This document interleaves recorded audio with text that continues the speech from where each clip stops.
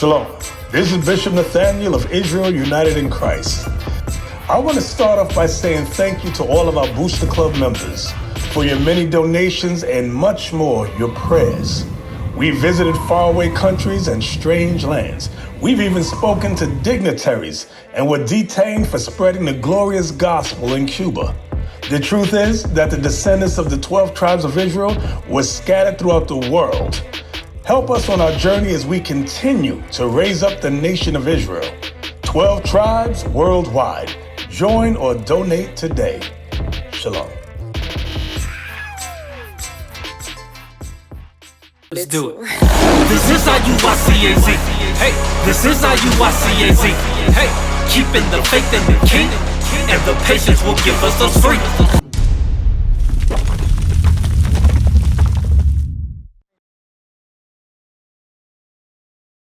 Give me 1 Timothy 3. Let me show you some more traits of the Israelite man and how we're supposed to conduct ourselves. Because there's a way that we can stop being called niggas, wetbacks, spicks, all that. We conduct ourselves the way God commanded us to do so. Read. The book of 1 Timothy, chapter 3, verse 1. This is a true saying. If a man desire the office of a bishop. So if a man wants to be a leader, right? That's what a bishop is a leader.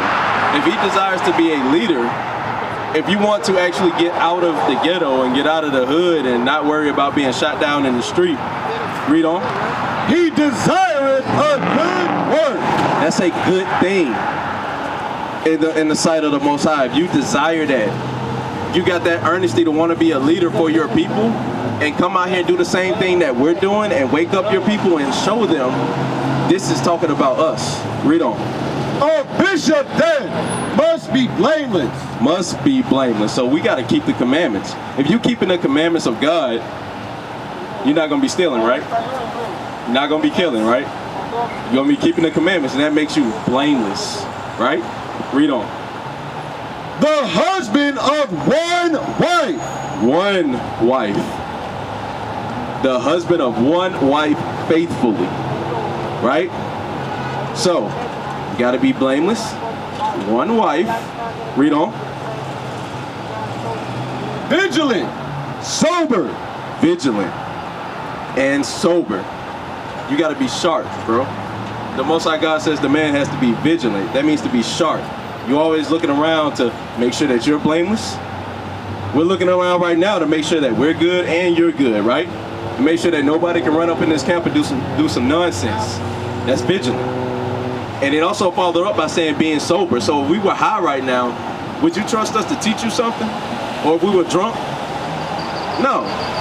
We're not trustworthy. We'll be out here falling all over if we was drunk.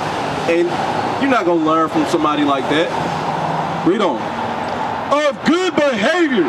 Good behavior. So that comes with being blameless, sober, vigilant, keeping the commandments, right? Read on. Given to hospitality. Apt to teach. Apt to teach. Read on. Not given to wine. No striker. It says not given to wine. So not given to wine, what does that mean? Right. Don't be an alcoholic. Don't be out here drunk. Don't be a drunkard, right? And it says, nor a striker. We ain't out here fighting, right? You strike somebody when you punch them, right? That ain't in the Bible, bro. It said, nor a striker. Read on. Not guilty of filthy lucre, but patient, not a brawler, not covetous. It says, not given to any type of filthy lucre. Read on. One that ruleth well his own house. So when you marry, it says you have to rule your own house, right? You got to make sure that your wife is good, because you're the head of your wife. Give me 1 Corinthians. You would be the head of your wife in a marriage. Under your wife will be the children. So you have to rule your house. You have to make sure that you're keeping the commandments and that you're following these traits that we just brought out, right? You got to make sure that your wife is doing it and she's teaching your kids to do it, right? So before we get there, give me some traits that you learned about a man. Just give me some things that you learned. Like, what does a man have to have? What do we go over with the lion? Gotta have your beard. Can't shave your head. Okay. Now the traits of a man. What are the traits of a bishop or a leader that we brought out?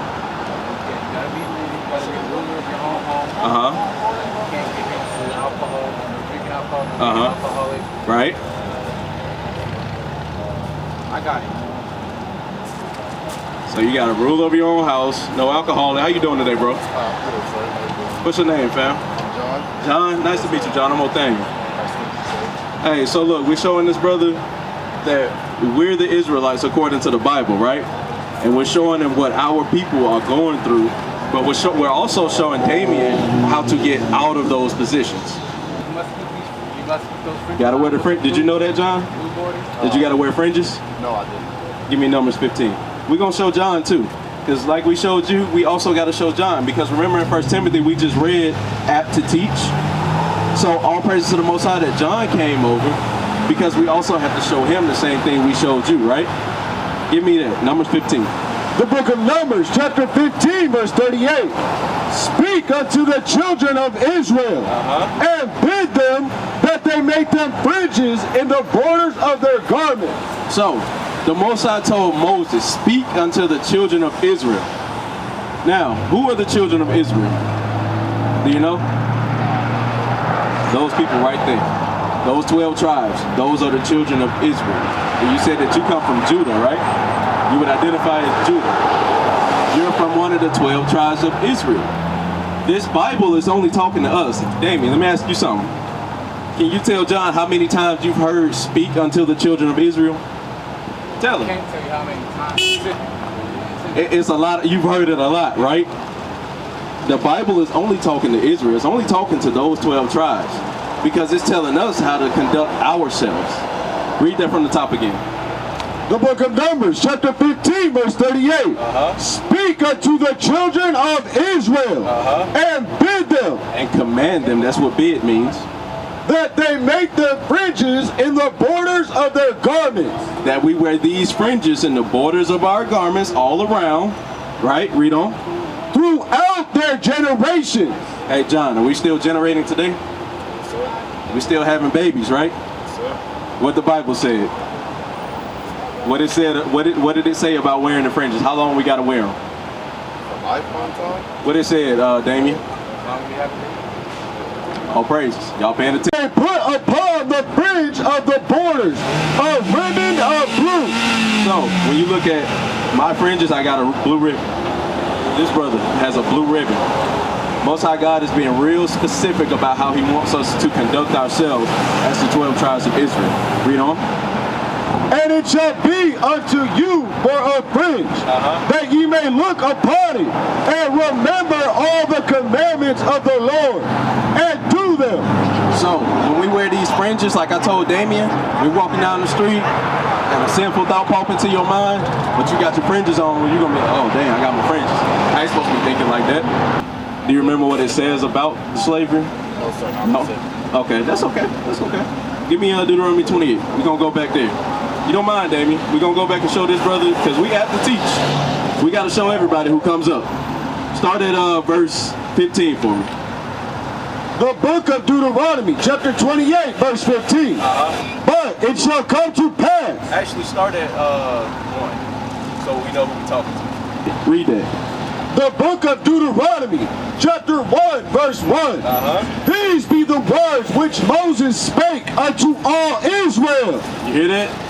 That's the same as speak unto the children of Israel. Moses is only speaking to those people. Right. Go back to 28.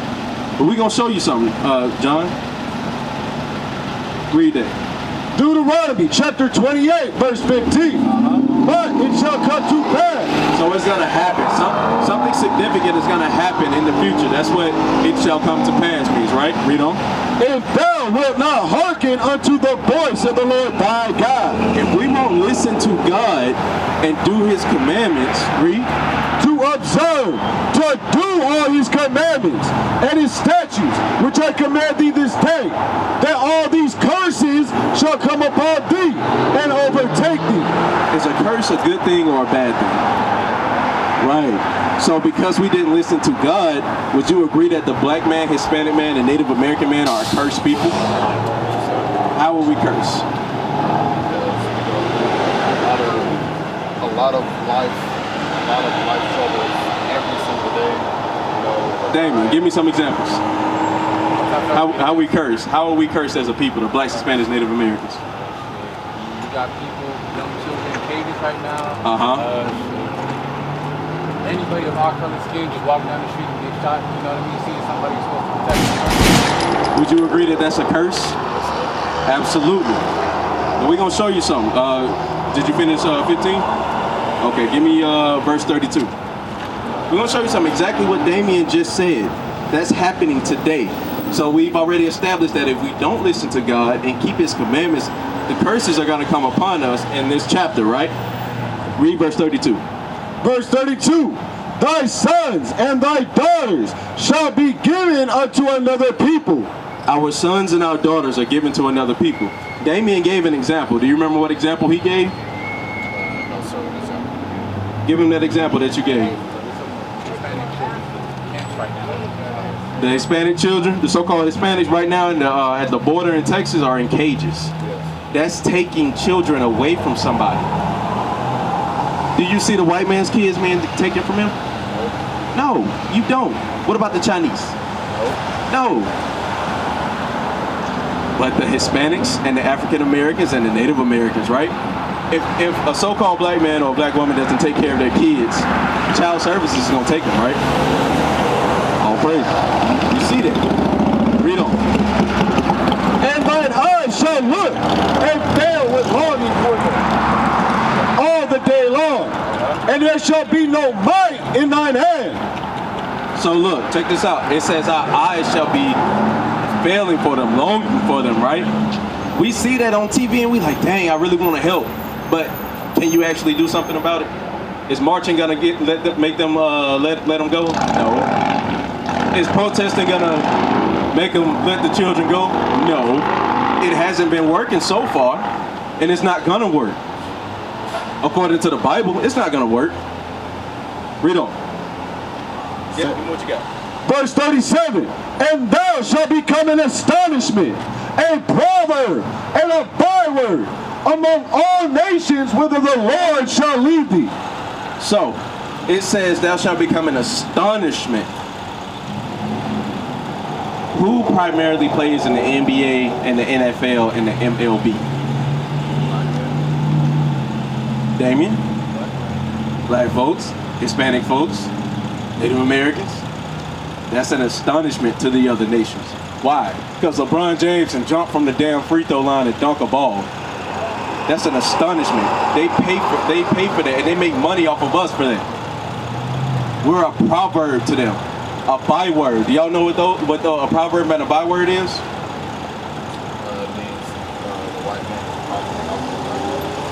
No, not necessarily. So a proverb and a byword. You ever been called a nigga? That's a byword. You ever been called a nigga? That's a byword. When they call y'all that, that is a byword. That is outside of your name that God gave you. Judah is your name. But because these other nations said, nah, y'all niggas. That's a byword, bro. That's not what the Most High God gave, the name he gave us. Give me verse, go to verse 48. I'm gonna show you something else, John, that we showed Damien. Give me verse 48. Start at 47. Go ahead. Deuteronomy 28, verse 47. Because thou servest not the Lord thy God. So because we didn't listen to God, right? Because we didn't keep his commandments. Now, you heard of the first 10, right? Don't steal, don't kill. Do we even keep those?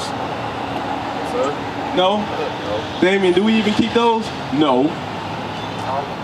We out here in Chicago. It's always some kind of mass shooting. They call it Chirac. Because somebody always getting shot by a stray bullet in the hood out there. And it's usually us, killing us. Read.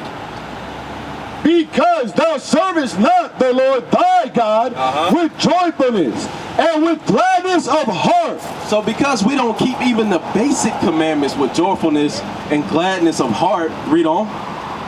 for the abundance of all things. Therefore shalt thou serve thine enemies. John, quick question. Who is your enemy? My enemy? Right. As far as like my personal life? No, no. Who is your enemy? Nobody. Who put you in slavery? Put me in slavery? Who put our people in slavery? White man. Would you agree that that's an enemy, right? Somebody who put you in slavery, they don't give a damn about you. That's an enemy, right? Are they on that board right there? No. That's an enemy. You understand? Read on. Therefore shalt thou serve thine enemies, which the Lord shall send against thee in hunger. That's a crime. Yep. We serve our enemies in thirst. They want us to go to this grocery store, Walgreens right over here, and buy some damn water. We serve our enemies for everything. Read on. And in nakedness. In nakedness. That shirt you got on. The shirt you got on. Do you think that it comes from a company owned by a black man? No, sir. No. That skateboard. Do you think that comes from a company owned by a black man? No, it does not. Nothing that we have comes from ownership of our people. Everything comes from our enemies. Read on. And he shall put a yoke of iron upon thy neck. A yoke of iron. Point to the yoke of iron. You see it? Other side. You see that yoke of iron? Right here? Top left? Or my left, your right? That's a yoke of iron. A yoke of iron was put upon our necks during slavery. Read on. Until he had destroyed thee. Until we were destroyed. When we had those yoke of irons upon our neck, were we not killed? Damien? We were killed. Right. Like the brother said, we forgot we even had enemies. And then they took them off because they knew, okay, we got them right where we want, right? Read that, Hosea. The book of Hosea, chapter 4, verse 6. My people are destroyed for lack of knowledge. You hear that? These people are destroyed for a lack of knowledge because we don't know who we are. We come out here and we steal, we kill, we vote, we march, we protest. You read the Bible, God ain't gonna tell you to march and protest. God ain't gonna tell you it's okay to marry another man or a woman marry another woman. Right. He ain't gonna tell you none of that nonsense. But we destroyed. The verse that we just read in Deuteronomy where it said the yoke of iron would be upon our neck until we destroyed, that, read it again, read it again. Deuteronomy or Hosea? Hosea chapter 4 verse 6. My people are destroyed for lack of knowledge. When they took that yoke of iron off, the knowledge that we have of knowing that we're the Israelites was gone. It was gone. Deceased. Because what did we start trying to do? Make ourselves equal to the white man. Get rich or die trying. We want to be in the mountains in Scottsdale, right? You don't want to live on what is it? You don't want to live on 67th and Thomas. You don't want to live on there. You know that's the hood, right? I ain't even from here, and I know that's the hood. We don't want that, right? Go back to Deuteronomy. Oh, you got more on that? Read on. Because thou hast rejected knowledge, I will also reject thee. So look, it said because we rejected. So when we out here every single Sabbath and we passing out these flyers, now all praises to the Most High, y'all brothers are right here learning. But when we passing out flyers to people and we say, hey, come here real quick, 5-10 minutes of your time, we just want to show you something real quick. Damien, how long you been here? You don't even remember. Why? Because this is things that you didn't know and it's sticking with you, right? John, when we out here passing out these flyers, when we out here teaching our people, and they like, nah, I'm good, and they just keep walking down the street, that's rejecting knowledge. That's rejecting getting an understanding of who you are. And when you walk on down that street, anything can happen. God will reject you from turning away from what He wants us to learn. Right? Go back to Deuteronomy 28. Deuteronomy 7 and 6. So I'm going to follow up on what you said with you noticing something different. Because there's something special about these people right here on this poster. Give me that. The book of Deuteronomy, chapter 7, verse 6. For thou art an holy people. We are a separate people. That's what holy means. We are a separate people. Read. Unto the Lord thy God. It says we're holy. What did I just tell you holy meant? My bad, man. I'm reading all of this stuff. Yeah. What did I say holy meant? It's the same thing for me. Read it again. I'm trying to read it and listen. Deuteronomy chapter 7, verse 6. Just let the Bible speak, bro. For thou art an holy people. Holy means separate. Right? You got it? Holy means separate. Read on. Unto the Lord thy God. The Lord thy God had chosen thee to be a special people. We are a special people. Ain't that what you said? We different. Something different about us.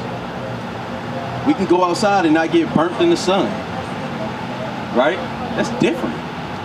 That's abnormal. Our hair grows up. That's against gravity. We are a special people unto the Most High God. Read on. Above all people. Nah, we equal to. Above all people. We below. Above all people. We are above all people on the face of this earth. Because the Most High God says the children of Israel are a holy people unto Him. Right. We used to scream black power while Heron was pushed. But at the end of the day, nothing's in vain. IUIC has been given a vision. The tents of Judah has risen. Many has attempted the mission, minor murmuring, omitting, and missing the mark. Just reading that he had the flame of fire in his eyes gave us the spark. We on Paul's mission. We out on the road, purple and gold.